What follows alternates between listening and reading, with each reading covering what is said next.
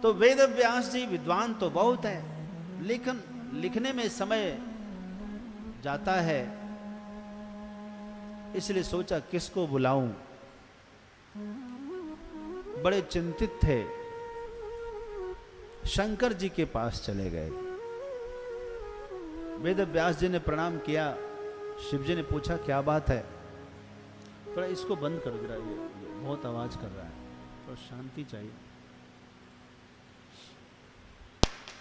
हाँ,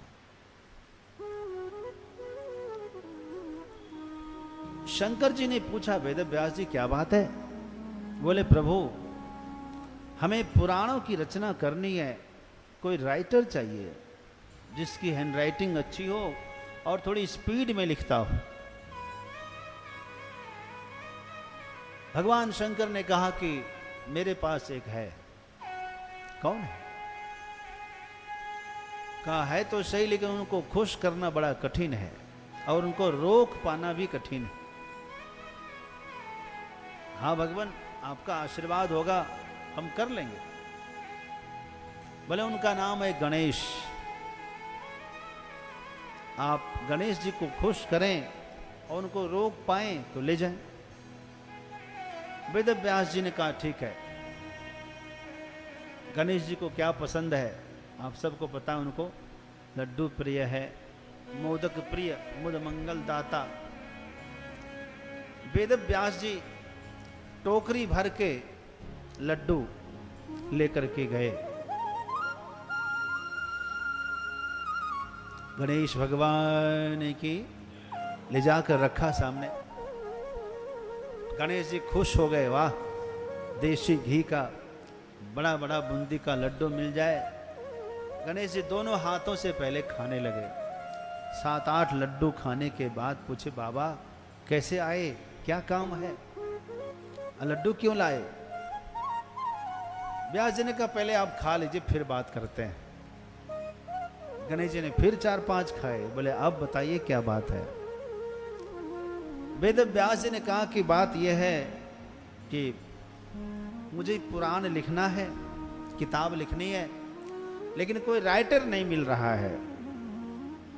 मैं चाहता हूं कि आपकी राइटिंग भी अच्छी है और स्पीड भी अच्छी है, मैं बोलता जाऊं और आप लिखते जाएं। गणेश जी ने सोचा कि ये बाबा तो बड़े ज्ञानी हैं, इनका ज्ञान तो खत्म होगा ही नहीं और मैं फंस जाऊंगा खामखा। बोले बाबा एक शर्त है, मैं आ तो जाऊं लेकिन शर्त है। क्या शर्त है? शर्त यही है कि मेरी कलम रुकनी नहीं चाहिए। बस जैसे कलम रुक गई मैं उसी क्षण छोड़कर चला आऊंगा। वेद व्यास जी ने कहा कि मंजूर है, लेकिन मेरी भी एक शर्त है। आपकी क्या शर्त है बोलिए। गणेश जी ने कहा मेरी ये शर्त है। गणेश जी का शर्त तो यह कलम रुकनी नहीं चाहिए। वेद व्यास जी ने कहा मेरी एक ये शर्त है कि जो भी लिखना समझ कर ही लिखना। गणेश जी ने कहा ठीक है, मंजूर है, मैं तो व्याकरण पढ़ा हूं। और गणेश जी वेद व्यास जी के पिता जी यानी पराशर मुनि से ही पढ़े हैं, तो उनको भी पूरा ज्ञान है। मुझे मालूम है, आप बोलना कोई बात नहीं। तो चलिए दोनों मिलकर के बद्रीनाथ में, आप जानते होंगे वहां माने गांव है, माने गांव में गणेश गुफा है। आप लोग देखें, वहां बैठ करके रचना शुरू होती है। मंगलाचरण किया है और मंगलाचरण करके नारायणं नमस्कृत्य नरं चैव नरोत्तमं देवीं सरस्वतीं व्यासं ततो जयमुदीरये। नमस्कार करके मंगलाचरण करके शुभारंभ किया।